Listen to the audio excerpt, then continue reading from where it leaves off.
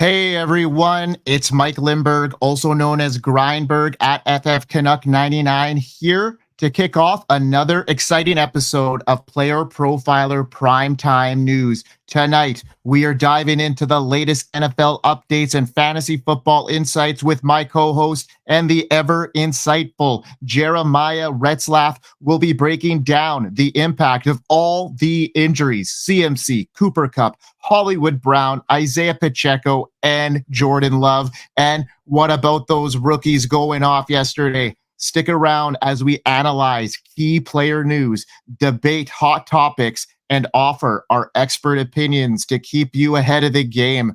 So, without further ado, let's get this party started with our top stories.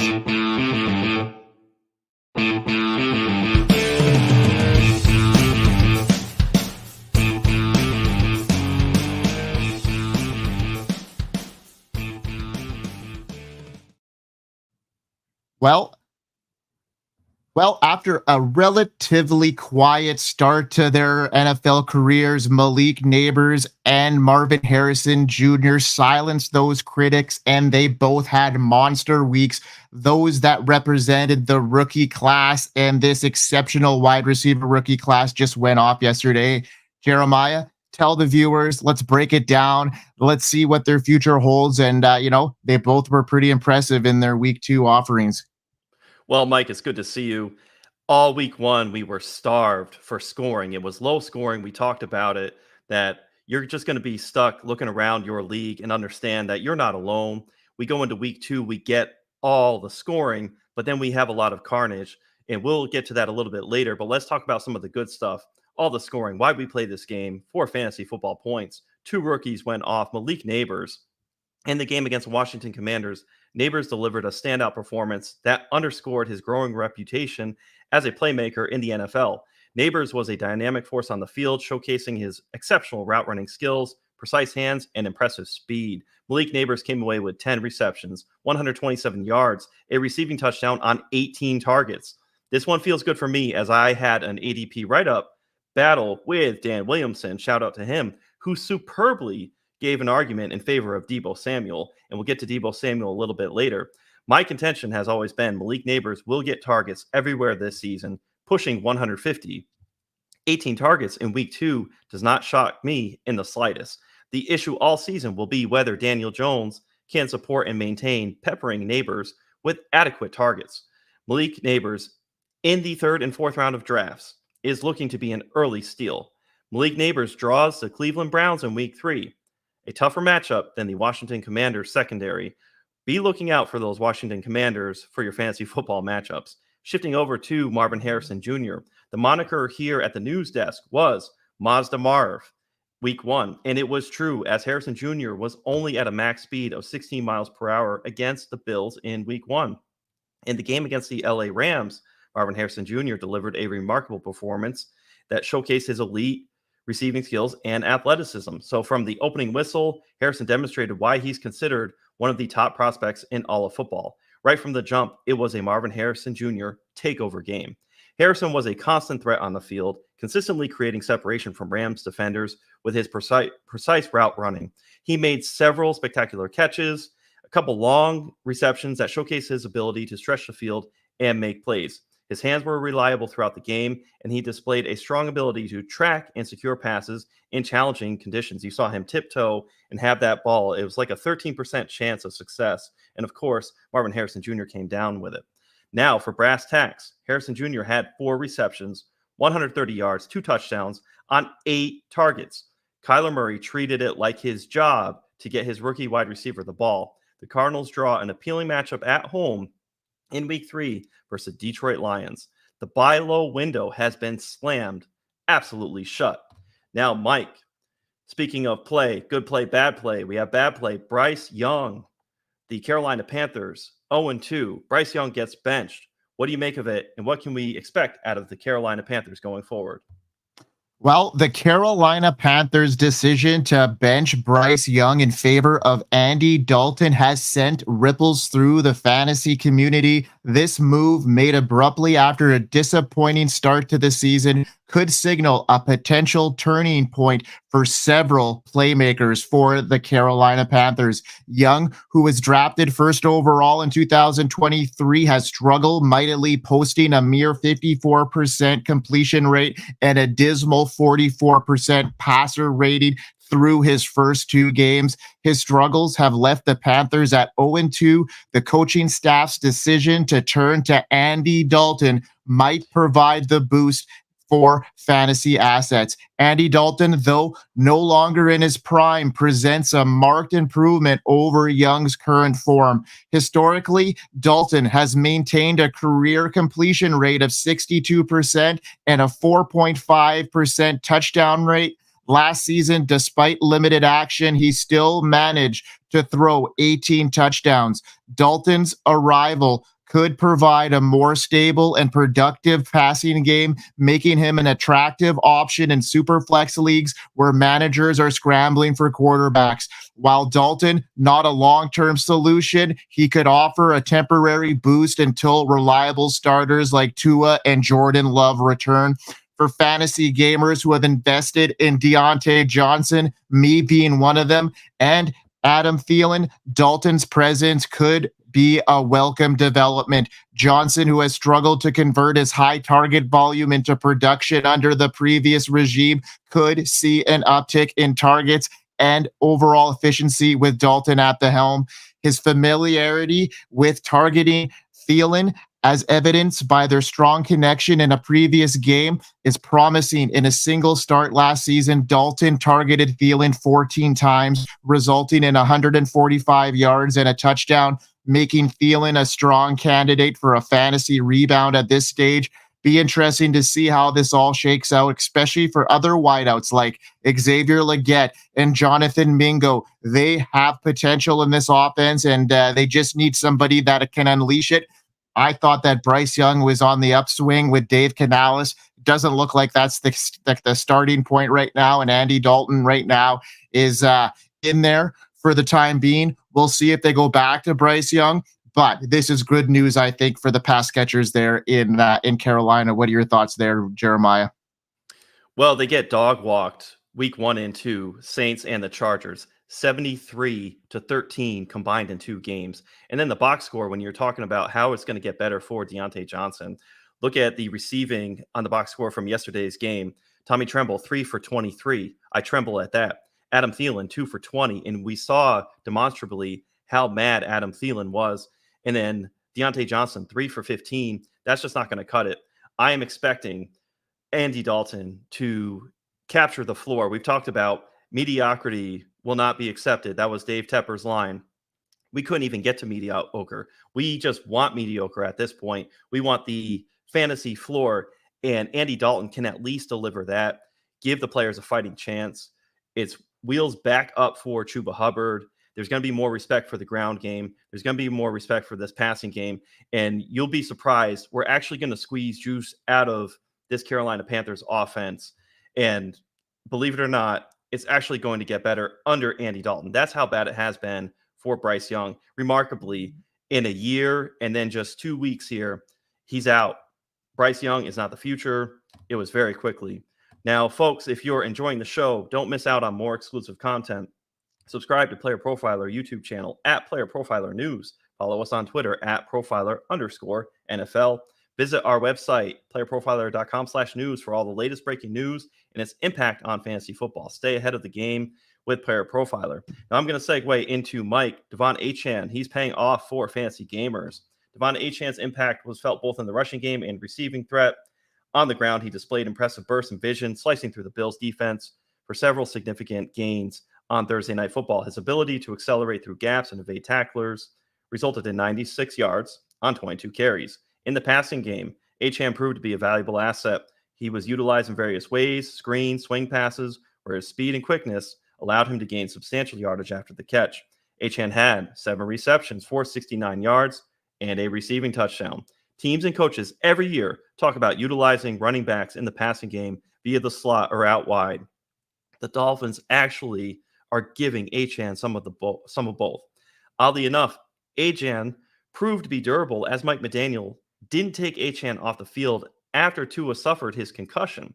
As fantasy gamers, we had to sweat the Sunday to Thursday turnaround, DMPs, limited practices between both Raheem Mostert and Devon Achane. So every play, Devon Achane, he looks like he could either rush for 70 yards and a touchdown or get injured from a defender falling on top of him. The defenders aren't slick. They're dropping on him all the time. There is no in between. Funny enough, Achane on Thursday Night Football was treated like Barry Sanders and Emmitt Smith in the 90s and fed the ball constantly. And we're hearing Coach Speak Index about a little bit more of Mike McDaniel wanting Achane to possibly get the ball even more. In PPR, numbers matter, right? Achane, week 1, 23 points and 29.5 points, respectively, weeks 1 and 2. What do you think of Devon Achane so far, Mike? Oh, what a gem he's been. I mean, the guy had almost didn't practice at all last week, questionable leading up to that Thursday night game, and then, gets the lion's share of the work there. He had like almost 30 touches in a game that he almost didn't play, and look how efficient he was. He was lights out for fantasy gamers, and as long as he could stay healthy, I think there's a lot of room for him, especially now with Tua. I think they're going to rely on him a lot more in those short yardage situations as far as passing work goes. They're going to use Tyreek a little bit closer to the line now.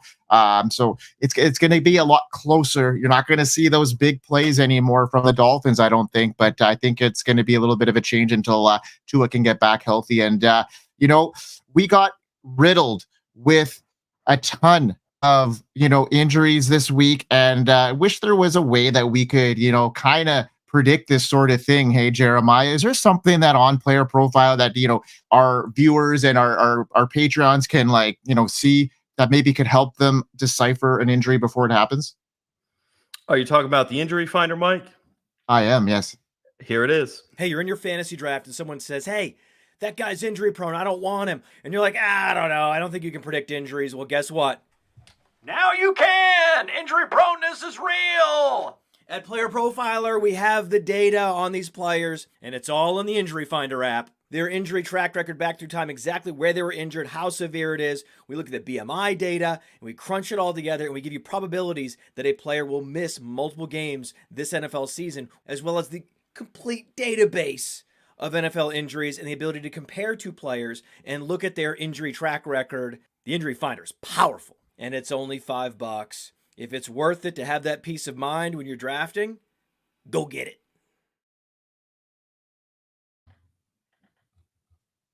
Well, I thought that it was a great segue because I have a ton of quick hitters right now, and there's been a ton in injury. People are calling week 2 the apocalypse of fantasy football, and I'm here to tell you why. Well, first, it started yesterday, last night. In the afternoon game, we had some significant blow to the Chiefs' backfield following the injury to starting running back Isaiah Pacheco, who fractured his fibula during a close 26-25 victory over the Cincinnati Bengals. He's expected to miss at least the next 6 to 8 games as he's headed for the injured reserve. This setback is substantial, given Pacheco's role as the primary ball carrier for the Chiefs, having amassed 1,200 yards almost and 9 touchdowns last season. His absence creates a considerable void to the Kansas City Chiefs offense, which is already shorthanded with Clyde Edwards-Helaire and Hollywood Brown also sidelined. With Pacheco out, the Chiefs are evaluating their options for replacing his production. Samaje Perine, who was signed just before the season began, may see an increase in workload. Perine has traditionally been used as a third down back, but could take on a more significant role in the interim.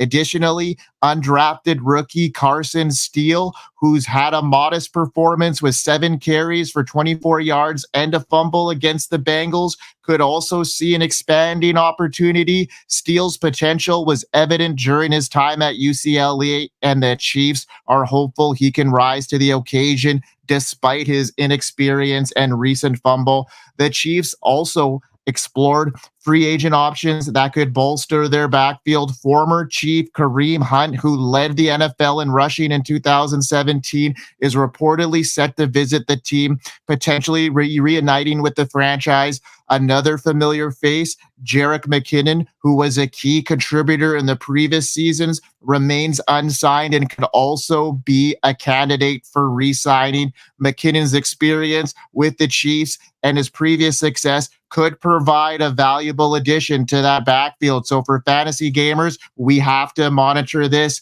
I'd be ready for that waiver wire because whoever sees that lion's share of that backfield could be a very good producer, but who knows? This could be a very shared backfield. What does that survey say there, Jeremiah? Let's take a look at that as you bring it up. So check at profiler_NFL. We talked about in this poll, now that Isaiah Pacheco is out on the IR for at least 4 weeks, who do you want the Chiefs' main running back to be? And we have Carson Steele is in the lead at 31%, Samaj P. Ryan at 27.7%. Signing Kareem Hunt, we hear that Kareem Hunt is visiting with the Kansas City Chiefs. So the Chiefs are saying, well, we've got our own running back at home. We're good. We're fine. You know, it's like when your mom's like, hey, we have McDonald's at home, and it doesn't quite add up. But, hey, why are you going and bringing in Kareem Hunt if you like Carson Steele? So keep an eye out on Kareem Hunt. Of course, we floated out Khalil Herbert. That's more of a far-fetched thing there for a trade. It sounds realistically like going into next week, we'll at least have Carson Steele and Samaj P. Ryan. That's where the sentiment is leading. Granted, people will speculatively try and grab Kareem Hunt off the waiver wire. And then, of course, there's longer shots like, why would Miles Sanders serve the Carolina Panthers anything right now with the direction that they're going? Granted, two parties have to be prone to an agreement. Would the Chiefs necessarily be interested in that? I would say the Chiefs aren't desperate. They're in a position where they have time. They can go long form on this. They're 2-0. They're not pressed to go find a running back.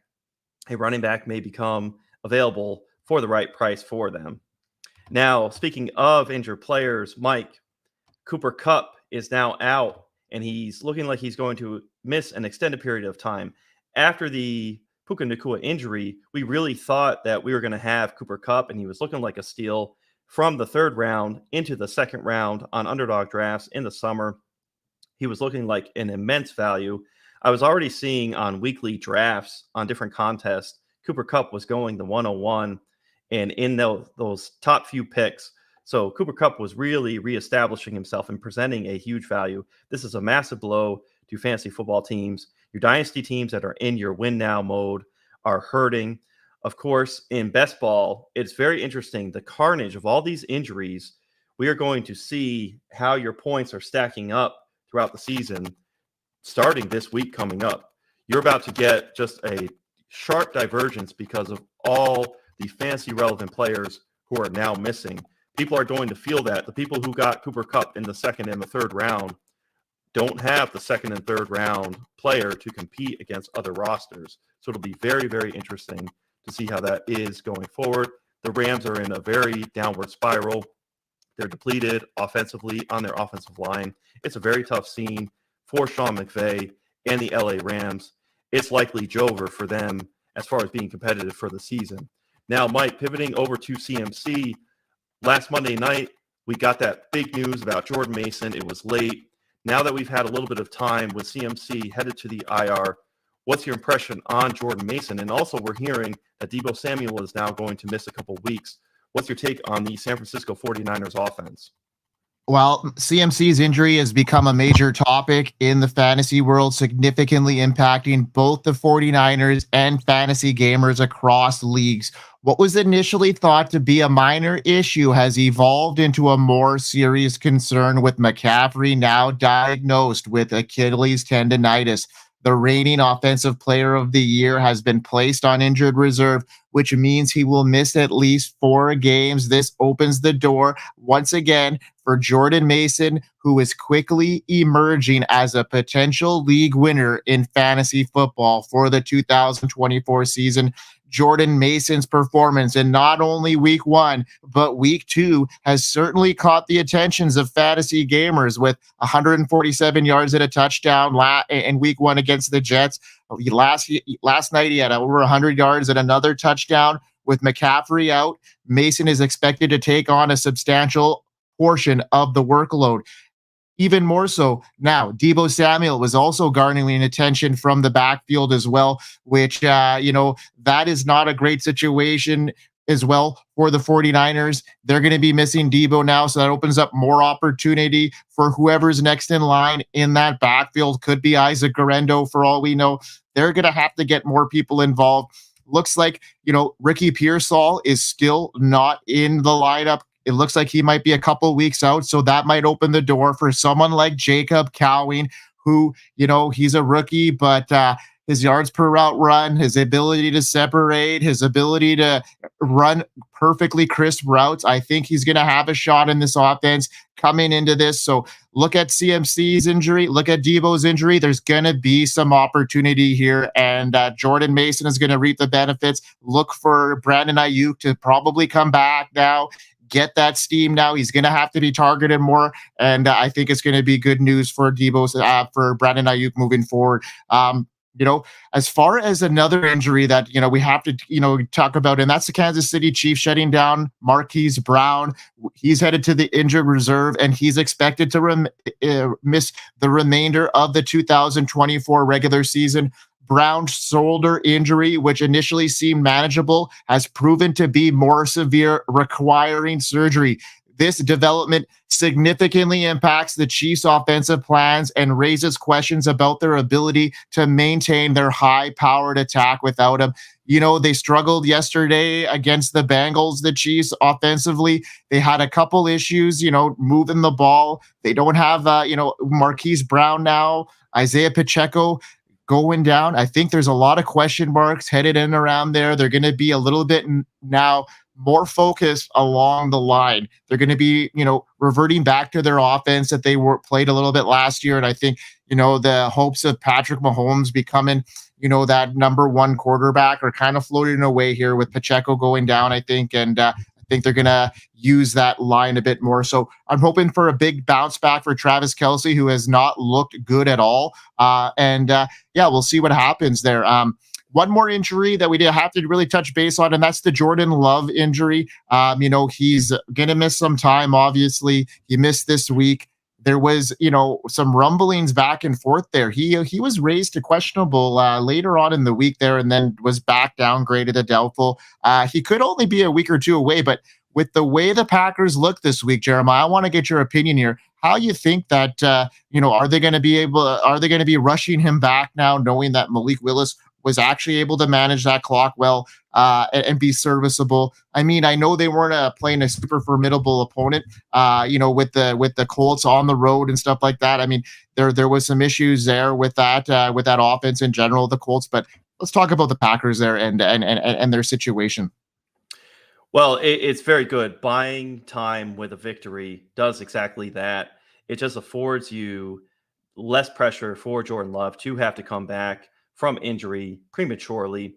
And the next few matchups ready, you have the Tennessee Titans, then you have the Minnesota Vikings, and the LA Rams. That's not a bad set of 3 games for Jordan Love to get right, to get healthy.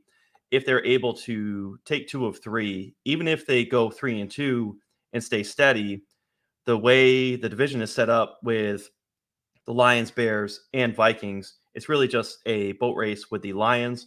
The Vikings, although they have started off hot, I don't think they're a, real or fake. They're a pretender. They're not a contender in my eyes. And of course, we saw what happened with Caleb Williams, still going through growing pains.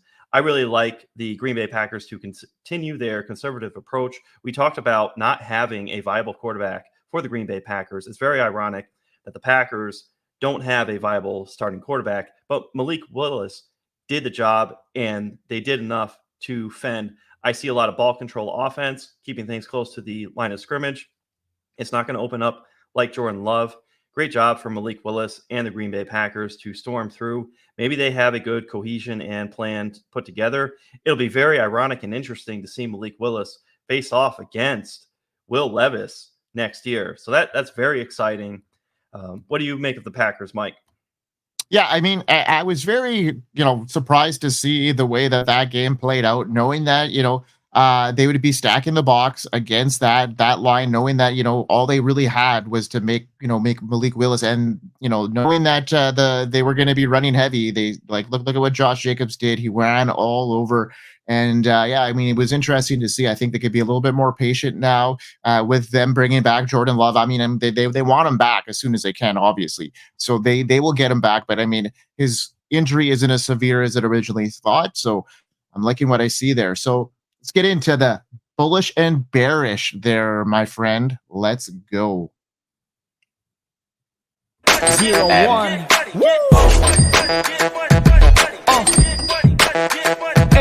Come on.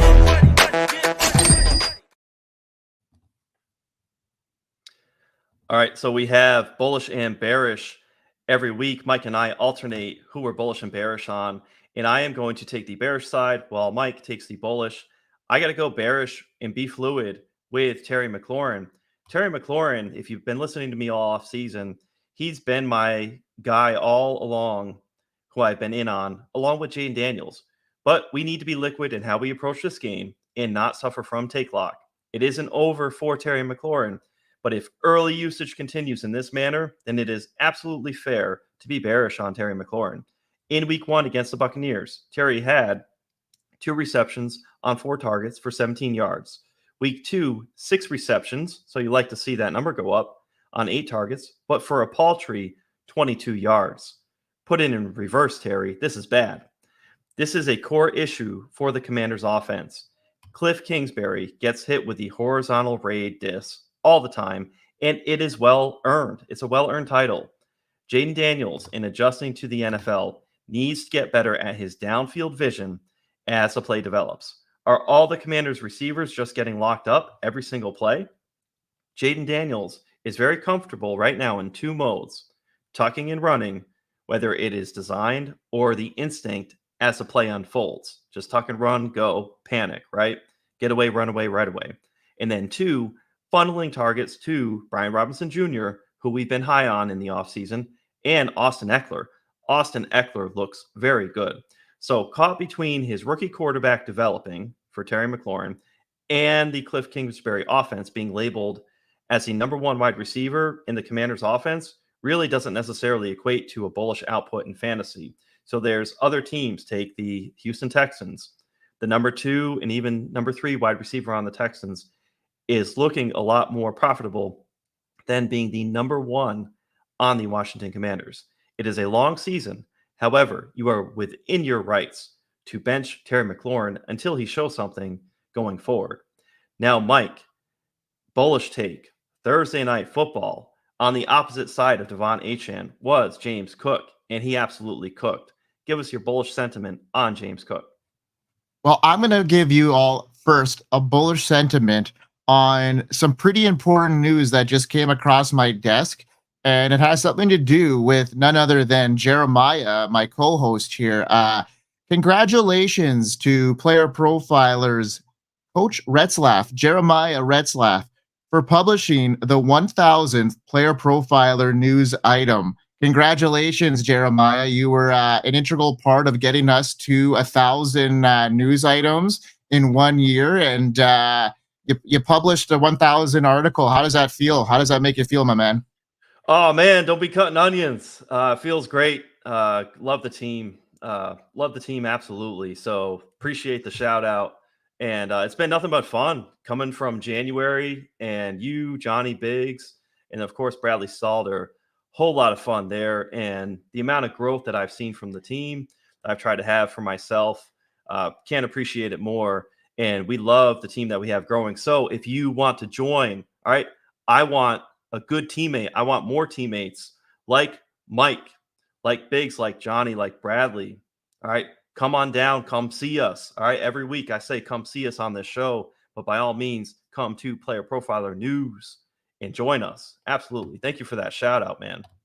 Yeah, man, you deserve it, dude. You're a huge part of us. So continuing on here, I'm going to talk about my bullish take here, and that's James Cook. And I wasn't super high on him going into the season, but I think I misread that after his usage at the end of last year with the change in the offensive coordinators. Now the stage is set for him to elevate his game even further under the guidance of offensive coordinator Joe Brady. Cook has demonstrated a remarkable ability to produce, averaging 20 touches and 104 yards per game during the latest part of last season, despite his limited snap count, playing over 60% of snaps just twice. Cook's efficiency was undeniable. Now, one of the most encouraging developments for Cook was the departure of Latavius Murray, who was the primary goal line back last season. Murray's exit opens up a crucial opportunity for Cook to get more touches in short yardage and goal line situations, and then that's exactly what is happening for him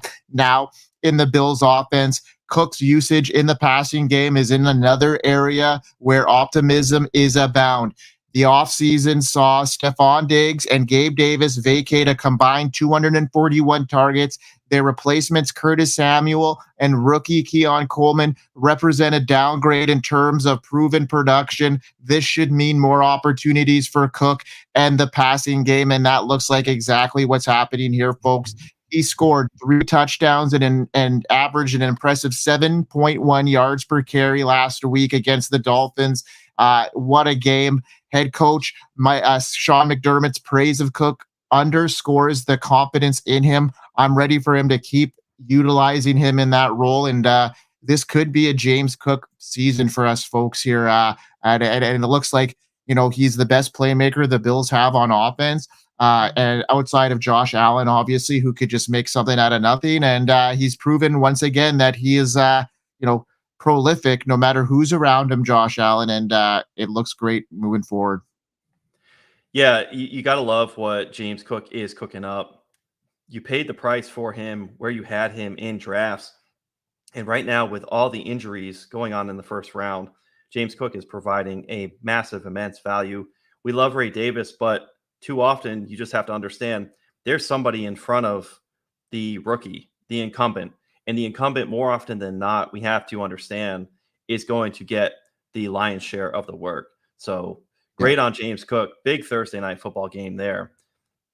So, Jeremiah, let's combine our combat zone and our coach's corner and chef's table tonight. We're going to continue on. We're going to, give you an offensive downplay of the game tonight. So we got the Eagles, right? And we got the Falcons. And I'm going to talk about the Falcons. He's going to talk about the Eagles. And they're also going to break down who we think is going to get the more fantasy points on the ground, which running back, Bijan Robinson versus who? We got it on the other side of the ball. All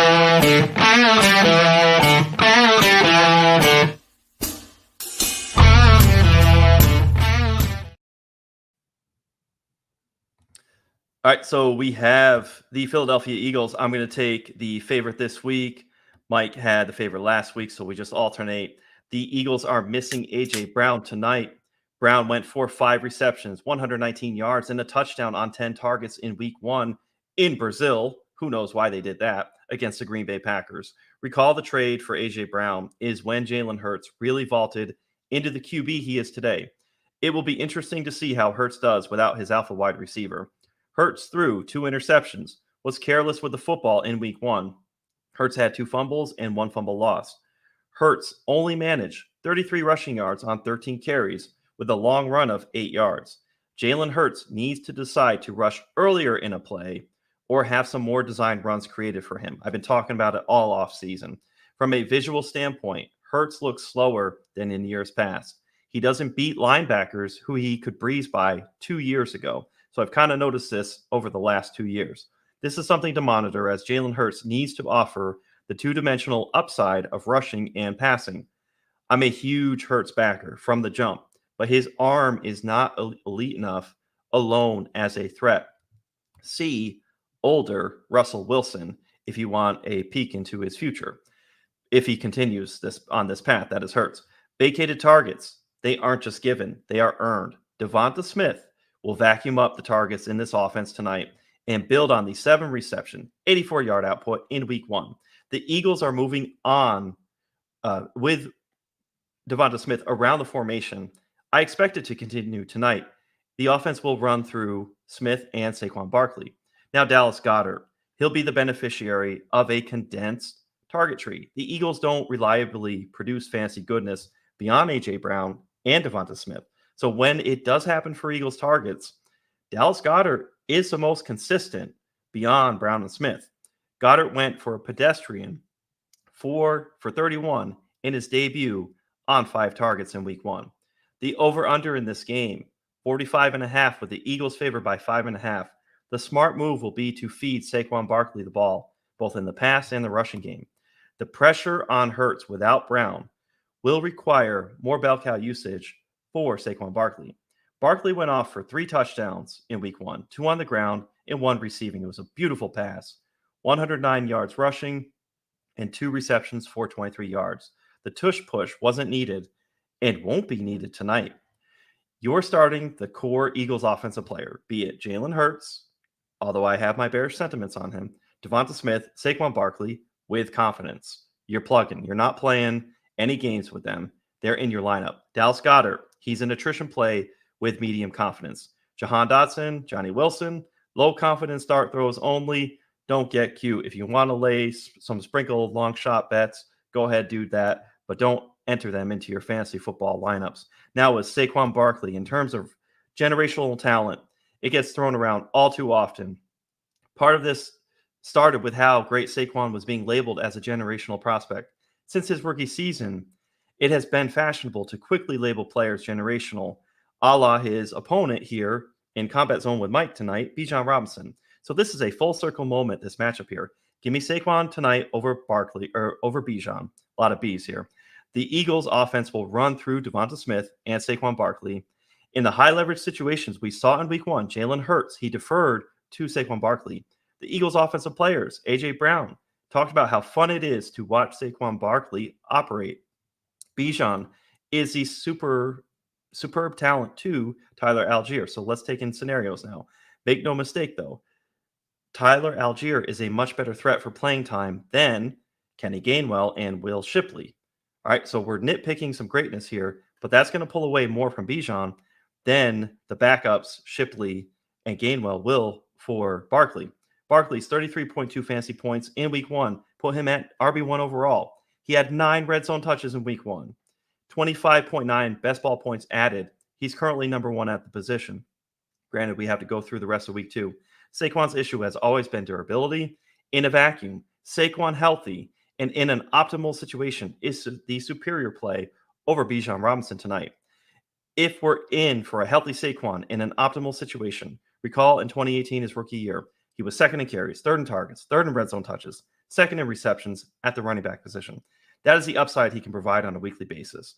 Until proven otherwise, in this young season, give me Saquon Barkley over Bijan Robinson. What do you got, Mike?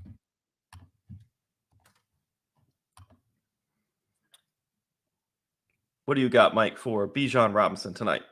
Well, I got some stuff for Bijan tonight, and I think he's going to be set up for a good evening. The upcoming clash tonight against the Eagles, Bijan stands poised to outscore Barkley. I think he was up until this A.J. Brown situation came arise. I think that he is set for a huge night this night. Barkley is going to be set up big time. I was thinking that Bijan would be set up bigger, but I can't refuse that now. A.J. Brown going down, I still think Bijan's going to be used quite a bit, but I just don't think that he's going to be able to keep up Barkley. So I'm going to give you the battle here because of that situation, but I still think his involvement is going to be great for the Falcons, and it's been substantial. In week 1, he played 89% of the offensive snaps, showcasing his role as the team's bell cow. His usage was highlighted by a significant workload, both in rushing and receiving. He handled 18 carries for 68 yards, caught 5 of his targets for 43. Last week, he was even, looking pretty good there. So he was involved the way we wanted to see. He wasn't super efficient, but I think that changes this week. Kirk Cousins did not look good, in my opinion, last week. And it just didn't look good for any of the pass catchers, in my opinion. I'm really concerned about Kirk Cousins in that offense. I was concerned about him headed in, looking after, removed from that ACL injury, but also, coming into a new offense. I was worried about him gelling right away. I knew it would start slow. I was worried about him coming up and putting up the QB 12 numbers that he was being drafted at, QB 12, QB 14, QB 16 in some places. Like he was rising up, and I was like, this is going to be tough for him to do and sustain. So I was steering away, and I'm kind of glad I did at this stage. But I'm really still hopeful for these guys. I'm really hopeful for Kyle Pitts. I'm really hopeful for Drake London. I know that you, for one, was a big Drake London guy, and are you still kind of on the fence about that, Jeremiah? What's your initial thoughts here? Like, are we in panic mode now with Drake London and Kirk Cousins? I am excited for Michael Penix Jr. to take over at some point this season. If Kirk Cousins can't drive off that back foot, my thought back when we did one of these coaches' corners, we did a show, I kind of labeled 20-30% chance of wariness, where we're a little bit bearish on this Kirk Cousins situation, just because a little bit of a Socratic method, who knew what when that pick happened for Michael Penix Jr. You like to think on a 4-year deal, a boatload of guaranteed money, that it wouldn't come to it until year 2. But surely we've seen a quickening like we saw with Bryce Young. Took 2 weeks into his sophomore year. They're playing like cheeks. He's out of there. So it could be bearish on the Drake London front. I'm not concerned. I'm concerned, but I'm not worried. Now, after tonight, if he puts another dud up there and Kirk Cousins looks bad and we don't get enough assurance that maybe Penix could come in, then I'll definitely be worried. Yeah, agreed. Yeah, we're going to have to look at this game pretty closely now, and just to see how Kirk Cousins does, perform in this one. I think there's going to be a lot of eyes on him. It's prime time. Kirk Cousins in prime time. We know what that already means. So we'll see what happens to these Atlanta Falcons tonight, because they're in tough with the Philly team that looked really solid in Sao Paulo last week. So yeah, man, things are going good here. We're 5 minutes away from the game kicking off, and we're pretty much wrapping up this show in good timing, Jeremiah. I know we both had a little bit of in and out technical difficulties, but we came in and it didn't even seem like we missed a beat. So good on you, man. Congratulations again on that 1,000 article. Congratulations to everybody on the news desk for that incredible accomplishment. 1,000 news articles in a year is pretty impressive. A couple a day is going out there. So yeah, it's it. Keep tuning in to Player Profiler Primetime News. I'm Mike Lindberg at FF Canuck 99. He's Jeremiah Retzlaff at Coach Retzlaff 1. We hope our analysis on all of the injuries that we talked about, the game matchups, our bullish bearish is going to help you navigate through your fantasy leagues with confidence. Don't forget to subscribe to our channel with more exclusive content. And Jeremiah, take us home like you always do, my man. All right. Week 1, we didn't get the scoring. Week 2, we had the carnage.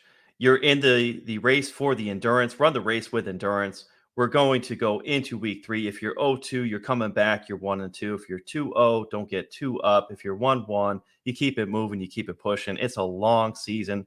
It's a grind. Like Grindberg says, we just keep going. We'll see you next week. From the Podfather to you, I deeply appreciate you tuning in. And many ask, what can I do? What can I do to help support the hosts, the research they do, the production costs? Go to playerprofiler.com, Dynasty Deluxe, World Famous Draft Kit, Rankings, DFS Dominator, and of course, data analysis. Subscribe to any one of those, and you support all of us and take Player Profiler to the moon.